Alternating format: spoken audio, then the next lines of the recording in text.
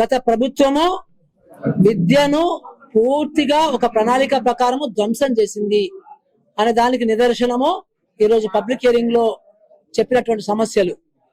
So విద్యారంగంలో చాలా సమస్యలు ఉన్నవి. ఈరోజు ప్రభుత్వ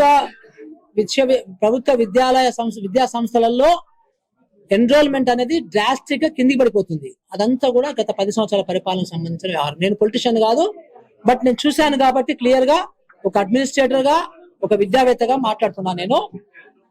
సో గవర్నమెంట్ మాకు ఇచ్చిన మ్యాండేట్ ప్రకారము మేము ఈ పనిని చాలా సీరియస్ గా తీసుకున్నాము. అందుకని దీనికి విద్యకు సంబంధించిన అందరితోని, తల్లిదండ్రులు కావచ్చు, విద్యార్థులు కావచ్చు, సివిల్ సొసైటీస్ కావచ్చు, టీచర్స్, ఫ్యాకల్టీ, ప్రభుత్వ అధికారులు, విద్యాధికారులు అందరితో కూడా చాలా సీరియస్ గా సంప్రదింపులు జరుపుతున్నాము.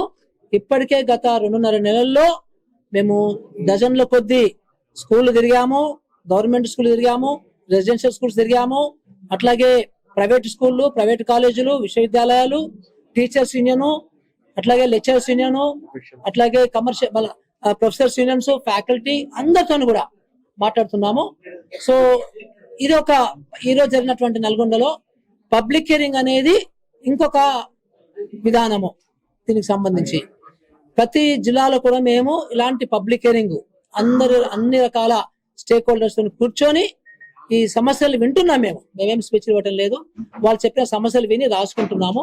సో మొత్తం రాష్ట్రంలో అన్ని మూలలు తిరిగిన తర్వాత, గ్రామాలు, జిల్లా హెడ్ క్వార్టర్స్, ఈ పబ్లిక్ హియరింగ్స్ విన్న తర్వాత ఎవి ప్రజలకు సంబంధించి, విద్యార్థులకు సంబంధించి ఎవి బాగా అనిపిస్తాయో, ఏం చేస్తే విద్యా విధానము అభివృద్ధి చెందుతుందో, ఏం చేస్తే కోట్ల కొద్ది విద్యార్థులకు సంబంధించిన ఒక మంచి భవిష్యత్తు నిర్మాణం జరుగుతుందో అలాంటివి మేము రికమెండేషన్స్ ని ప్రభుత్వానికి ఇవ్వబోతున్నాము. సో అది కూడా దఫాలుగా ముందు స్కూళ్లకు సంబంధించి, బడులకు సంబంధించినటువంటి విధానాన్ని ఇవ్వబోతున్నాము. దాని తర్వాత కాలేజీలకు సంబంధించి, దాని తర్వాత విశ్వవిద్యాలయాలకు సంబంధించి, దాని తర్వాత టెక్నికల్ ఎడ్యుకేషన్ సంబంధించి ఇవ్వడానికి మేము ప్రిపేర్ అవుతున్నాము. సో దీంట్లో భాగంగా ఈరోజు నల్గొండకు రావడం జరిగింది. ఇక్కడ పబ్లిక్ హియరింగ్ చాలా బాగా జరిగింది. అందరు కూడా చాలా ఫ్రీగా, ఓపెన్ గా వాళ్ళ అభిప్రాయాలు చెప్పారు. అవన్నీ మేము నోట్ చేసుకున్నాము. సో ఇలాంటి అభిప్రాయాలు ఎక్కువగా అన్ని జిల్లాల్లో కూడా ఇలాంటి ఫీడ్బ్యాక్ మాకు వస్తుంది. సో ఇవన్నిటిని కూడా మేము ప్రభుత్వంతో కూడా ఎప్పటికప్పుడు డిస్కస్ చేసి మా రికమెండేషన్స్ రూపొందిస్తాము. ధన్యవాదాలు. ఇప్పుడు మేము ఏమి ఇంప్లిమెంట్ చేయము, రైట్? సో మేబీ ఇంకొక నెల, 2 నెలలు, 3 నెలల్లో స్కూళ్లకు సంబంధించిన విధానాన్ని ప్రభుత్వానికి ఇస్తాం. దాని తర్వాత మళ్ళీ ప్రభుత్వము దాని మీద క్యాబినెట్ సబ్ కమిటీ ఉంటుంది, తర్వాత ఫుల్ క్యాబినెట్ ఉంటుంది. అప్పుడు నిర్ణయాలు తీసుకొని అమలుకు సంబంధించిన ప్రణాళిక గవర్నమెంట్ చేస్తుంది. Thank you. ఇది 2 సంవత్సరాలు కదా కమిషన్ అనేది. సో 2 సంవత్సరాలు పనిచేస్తుంది. 2 సంవత్సరాల తర్వాత గవర్నమెంట్ ఇంకా అనుకుంటే, ఇంకా ఉన్నాయనుకుంటే, పని చేయాల్సింది ఉన్నదనుకుంటే ఇంకొక ఎక్స్టెండ్ చేయొచ్చు. దీని గడువు ఎవరు పెట్టడం లేదు. బేసికల్లీ ఉదాహరణకి ఒక ఫస్ట్ 10 చేద్దాం అనుకుంటున్నాము. ఇది 3వ పబ్లిక్ హియరింగ్ ఇది.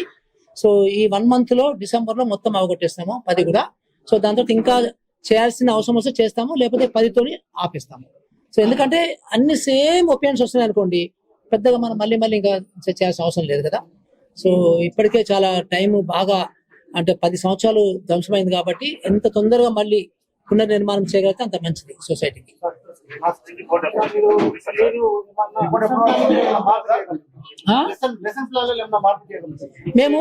మేమందరం కూడా టీచర్లం కాదు. మేబీ ప్రొఫెసర్ గారు టీచరే, కానీ ప్రొఫెసర్ గారు కూడా డీటెయిల్స్ కి వెళ్ళి ఆ లెసన్స్ గురించి చూడారు కదా. సో బేసికల్లీ ప్రతి 10 సంవత్సరాలకు ఒకసారి, ఐడియల్ గా ప్రతి 3 సంవత్సరాలకు ఒకసారి కరికులం మార్చాలి.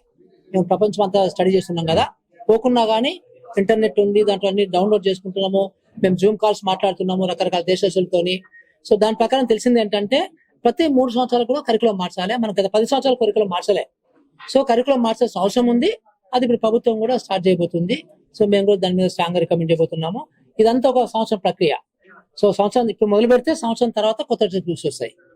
దాంట్లో డెఫినెట్ గా వాల్యూస్ ఎట్లా ఉండాలి, తర్వాత ఎట్లా సైంటిఫిక్ టెంపర్ ని డెవలప్ చేయాలి, ఎట్లా ఇన్నోవేషన్స్ ని మనం డెవలప్ చేయడానికి కావాల్సినటువంటి కరికులం అప్రోచ్ ఏమి ఉండాలి, క్రిటికల్ థింకింగ్ ఉండాలంటే ఏముండాలి, సో ఇలాంటి వాటికి సంబంధించి మాత్రం స్పెసిఫిక్ రికమెండేషన్స్ మేము చేస్తాం. ప్రభుత్వ పాఠశాలల్లో ఇంగ్లీష్ కోసం చాలా మంది ఇబ్బందులు పడుతున్నారు సార్. వాళ్ళకి ఇంగ్లీష్ అవగాహన ఏ విధంగా? ఇంగ్లీష్ అనేది కూడా ఇప్పుడు మిగతా సబ్జెక్ట్స్ లాగానే ఇంగ్లీష్ ఒక సబ్జెక్టు, అట్లాగే ఇంగ్లీష్ మీడియం అనేది కూడా ఒక పెద్ద ఇష్యూ ఇది. సో ఇప్పటికిప్పుడు మన సొసైటీ దానికి సిద్ధంగా ఏం లేదు, మన టీచర్ వ్యవస్థ కూడా సిద్ధంగా లేదు. కాకపోతే ఆ డైరెక్షన్ లో మనం పోవడం అనేది important. So maybe I think మేము అలాంటి వాళ్ళందరం కూడా ఇంటర్మీడియట్ తెలుగు మీడియం చదివి సడన్ గా బీటెక్ లో ఇంగ్లీష్ మీడియం వెళ్ళాము. సో ఆ ట్రాన్సిషన్ అనేది కొంచెం కష్టమైన ప్రక్రియనే. ఎప్పటికైనా కానీ ప్రతి స్టూడెంట్ కి కూడా ఆ ట్రాన్సిషన్ అవసరం ఉంటుంది. సో అదే ఆ ట్రాన్సిషన్ ఎంత తొందరగా ఇంగ్లీష్ లో జరుగుతే అంత మంచిది. సో పేరెంట్స్ అందరూ కూడా 99.9% పేరెంట్స్ ఇంగ్లీష్ మీడియం కావాలని చెప్పేసి మాకు చెప్తున్నారు. సో మాకు చెప్పింది, ఇంకా మేము రికమెండేషన్ వరకు రాలేదు ఇంకా, కానీ చెప్తున్నారు అట్లా. మీరు ఈ రోజు చూస్తారు కదా, సో మెజారిటీ అంతా కూడా 80% ఈ రూమ్ లో కూడా ఇంగ్లీషే కావాలన్నారు.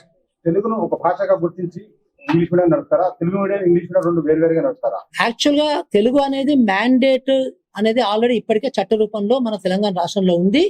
మేము ప్రైవేట్ ఓక్రిడ్జ్ లాంటి, ఢిల్లీ పబ్లిక్ లాంటి స్కూల్ మేము సందర్శించాము ఈ మధ్య కాలంలో. అక్కడ కూడా మాకు హ్యాపీ నోట్ ఏంటంటే తెలుగు మ్యాండేట్ సబ్జెక్ట్ గా వాళ్ళు ఇంప్లిమెంట్ చేస్తున్నారు చక్కగా. సో అది ఆల్రెడీ చట్టం ఉంది మనకి, ఆ చట్టాన్ని మనం మార్చే ప్రసక్తి కూడా ఉండదు గవర్నమెంట్ కి డెఫినెట్ గా. సో అది ఆల్రెడీ మనకి 10th వరకు ఉంది, అది ఇంటర్మీడియట్ వరకు కూడా ఎక్స్టెండ్ చేయాలా చేయొద్దు అనేది దాన్ని మేము స్టడీ చేస్తున్నాం. నివేదిక ఎప్పుడు సమర్పించబోతున్నారు?